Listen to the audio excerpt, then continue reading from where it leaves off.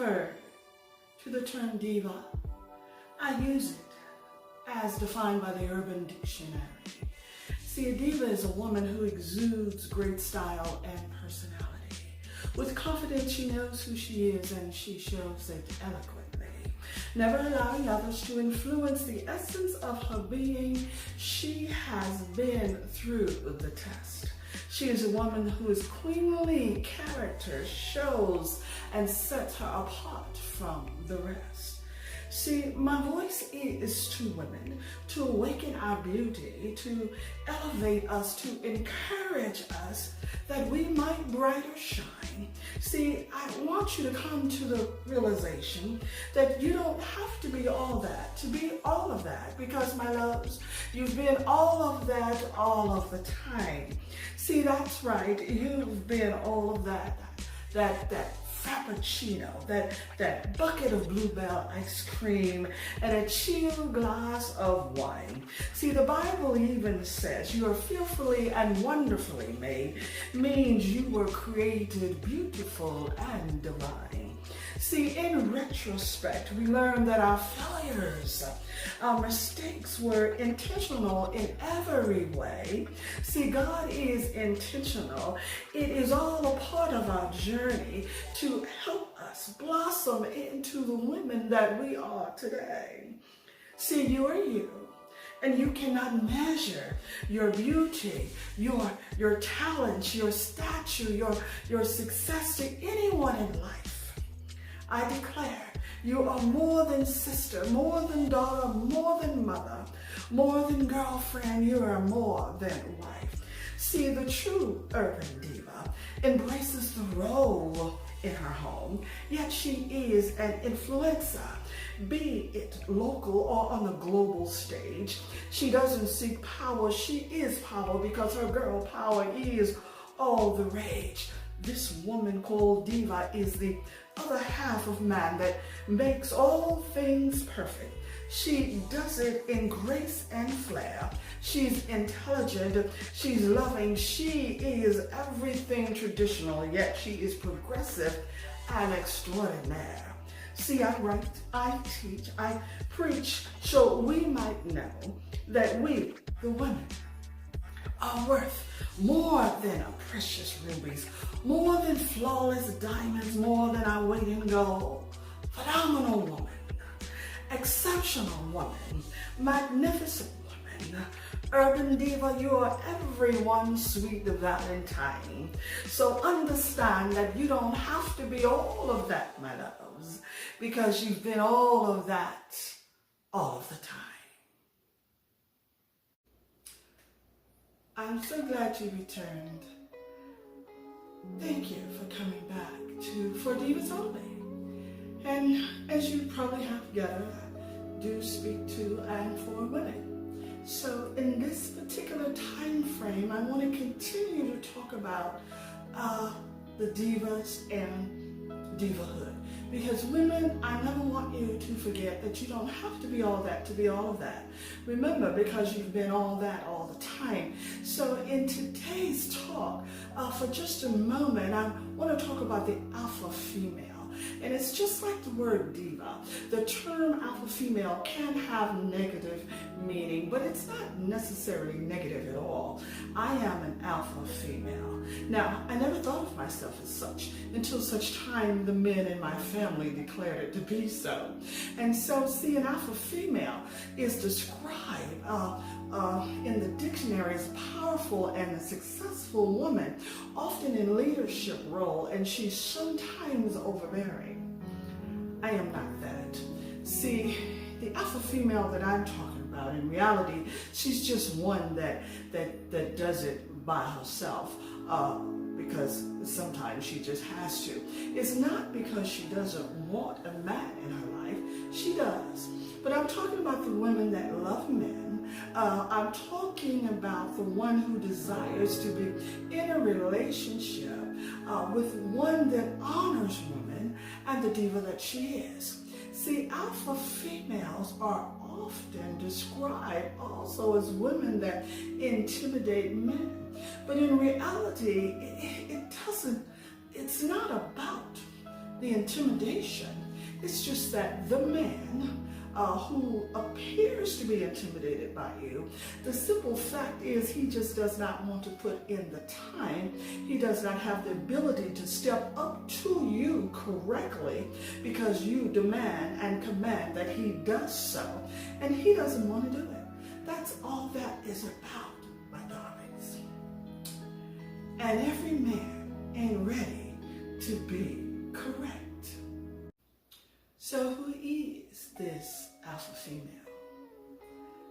Well, as described by me, she's a female that embraces her confidence. An alpha female tends to believe in her ability to achieve much in life. She has a confidence that is contagious, which leads others to respect her, and she is recognized by others as making a difference in whatever organization she is in, whatever church she is going to, whatever thing that she is in, she will make a difference. Now you might be saying, just as I have, am I really an alpha female? I mean, I'm not sure I belong in the leadership role. I'm not an aggressive leader. I mean, I don't know enough. I have no PhD. I don't earn six figures, and I'm not out in front. I have no great awards. But our world, especially here in America, defines an alpha female by measurement of things, accomplishments. And while success may be upon her, she may not be a true alpha female just because she's successful at leadership. Because see, God measures by the heart and by the soul. This is what qualifies you as an alpha female. See, you inspire others.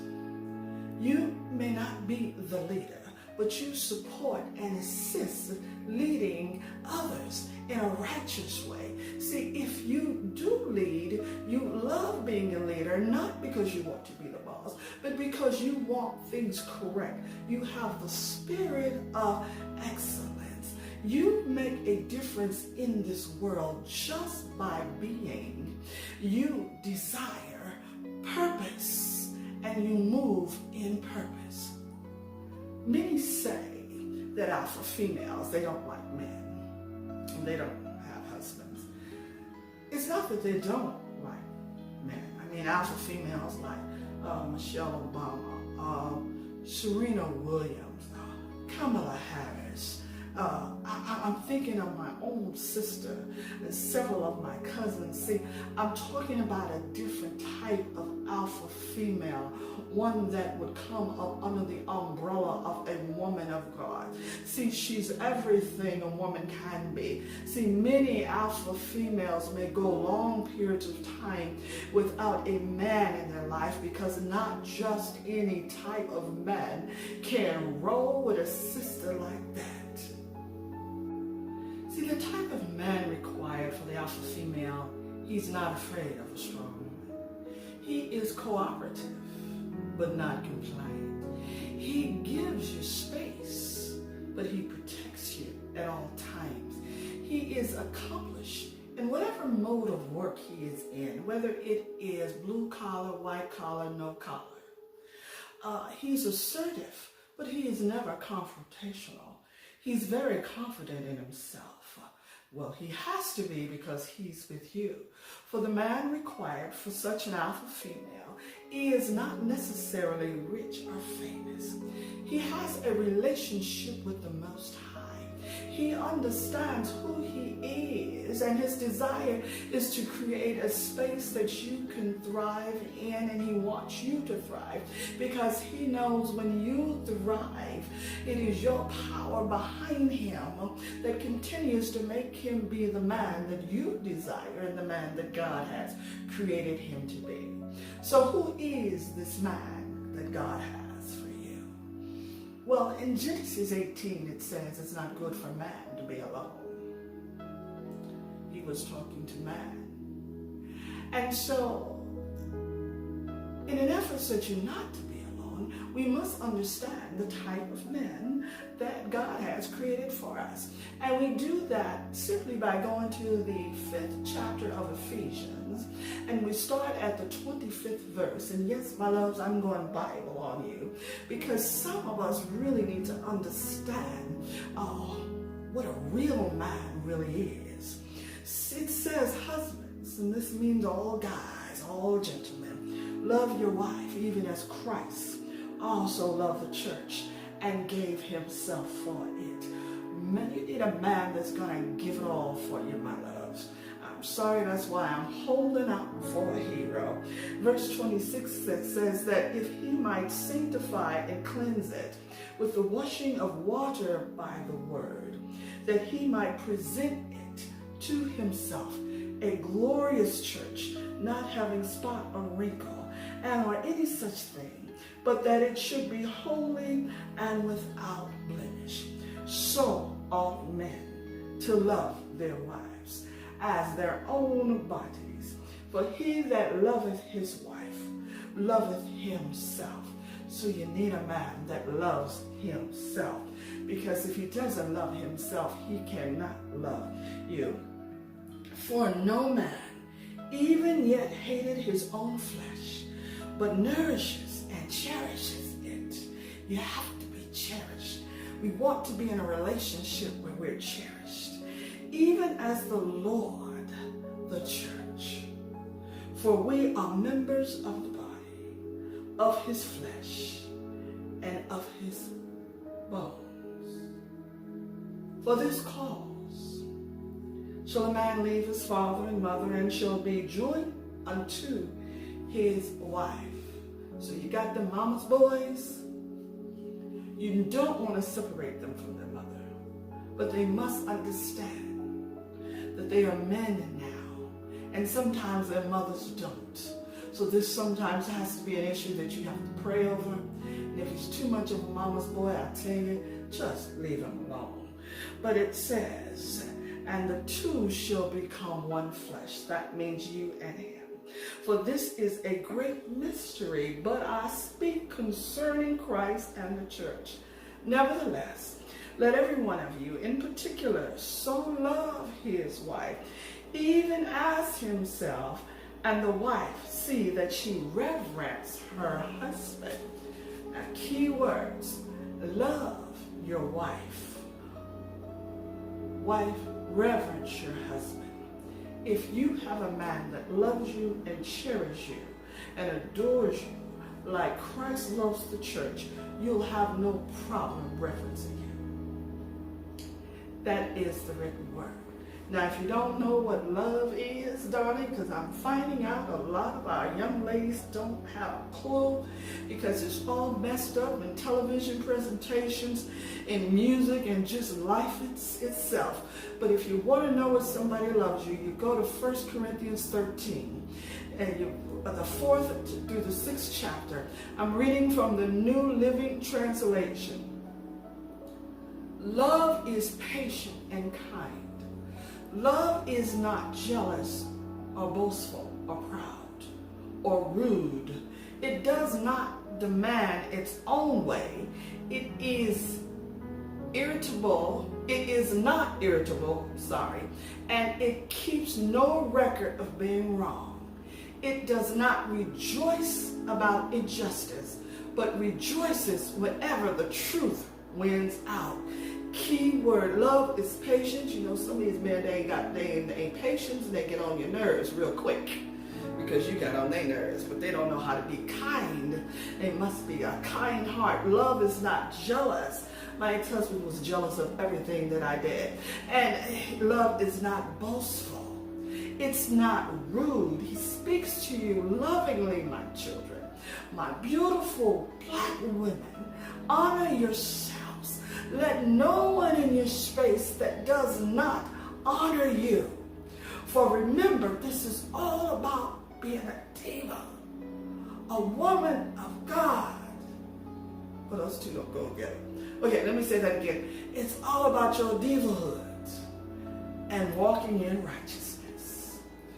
Remember, you're already all that. So we always forget, because Psalms 139 says you are fearfully and wonderfully made. God said that. And everything he says is true. God bless you. Enjoy.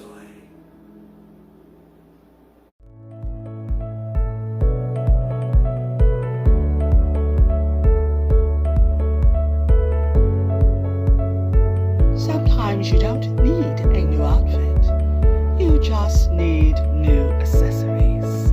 For the woman who has everything and just needs to add something, please check out ForDivasOnly.shop.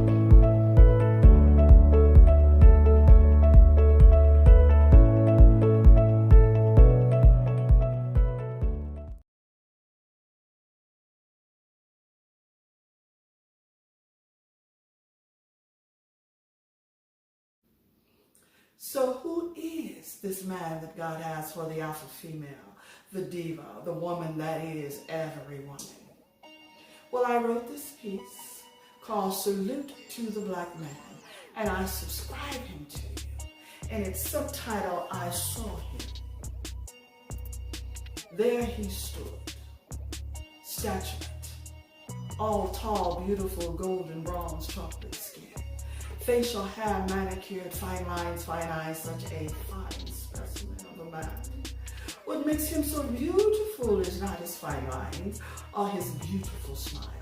The fact that I am captivated by the essence of him has nothing to do with his deep intellect, his brilliant mind. It has nothing to do with his professional demeanor, his Billy D. Williams voice, or the Denzel Washington swag. It has nothing to do with the large size of his bank account, or his muscles, or his abs. Then what, you might ask? What is so gloriously wonderful about that black man? I am captivated by the fact that he has this endowment upon him, this anointing of God upon him, his thirst for righteousness, his integrity, his honesty, his love for people is admirable, his compassion for those less fortunate is commendable, his respect for women is praiseworthy, and his very presence confirms that chivalry is not dead, for he is a man who seeks after God's own heart. For this beautiful black man is a work of art.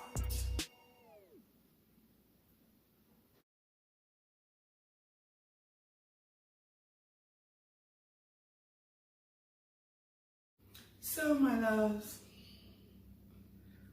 my alpha females, my diva women, my single women, so what do we do in the meantime?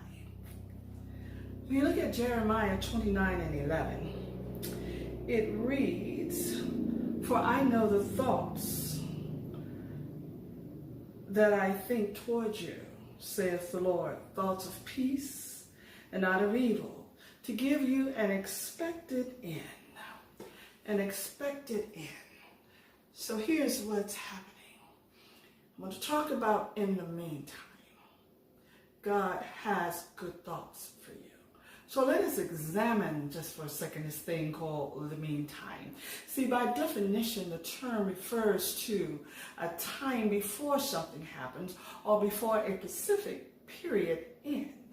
Most of our life is lived in the meantime, meaning we have to put our focus on something in the future. Otherwise, that means we're living in the meantime. For example, we say, when this happens, I'm going to do that.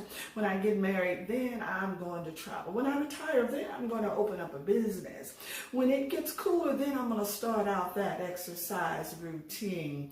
Until then, that means we're living in the meantime, and sometimes in the meantime is all that we've got. See, in this particular text, what is transpiring is that Israel, the children of God, are finding themselves living in the meantime because they are in captivity. And God is sharing with them that I have good thoughts for you.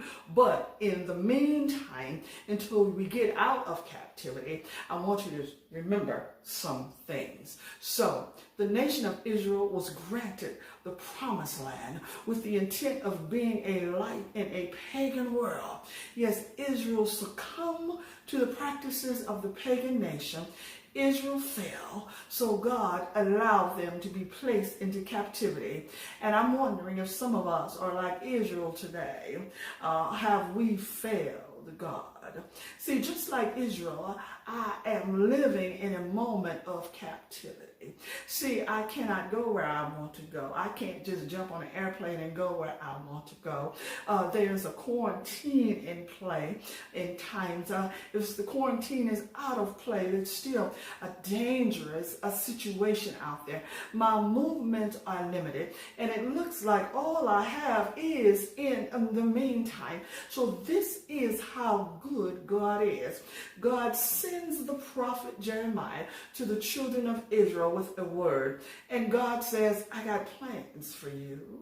I got plans for you. And while those plans include being in captivity for 70 years, in my case, being in quarantine for more than a year already, how do I live in this meantime? Well, in the meantime, he says, I need you to pray for the city. He said, in the meantime, build your houses. In the meantime, go ahead and get married. Get in relationships. In the meantime, have a family, he is telling them. And he's saying that to us, honor your family. In the meantime, keep it moving while in captivity. See, while we're in a pandemic, pray. While the economy is in shambles, we must pray. In the meantime, go ahead, my loves, and start your business.